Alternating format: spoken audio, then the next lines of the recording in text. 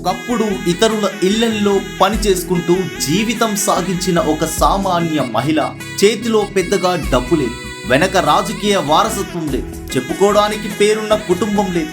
కానీ గుండెల్లో మాత్రం సమాజం కోసం ఏదో చేయాలన్న అంకిత భావం, ఎవరూ ఆపలేని ధైర్యం మెండుగా ఉంది. ఆ పేదరికమే ఆమెకు ప్రజల కష్టాలను అణువణువున అర్థం చేసుకునేలా చేసింది. చరిత్ర సృష్టించడానికి సిరి సంపదలు అక్కర్లేదు, కష్టాన్ని నమ్ముకునే నిజాయితీ ఉంటే చాలు అని నిరూపించిన సజీవ సాక్ష్యం.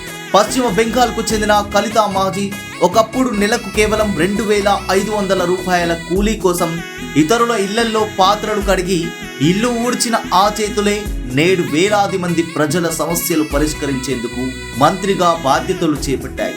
రాజకీయాలు అంటే పెద్ద కుటుంబాలు, పెద్ద పేర్లు, పెద్ద బ్యాక్గ్రౌండ్ ఉన్న వాళ్ళకే అన్న భావనను బద్దలు కొడుతూ అట్టడుగు స్థాయి నుంచి వచ్చిన ఒక సామాన్యురాలికి నేడు పశ్చిమ బెంగాల్ ప్రభుత్వంలో మంత్రిగా అత్యున్నత గౌరవం దక్కింది.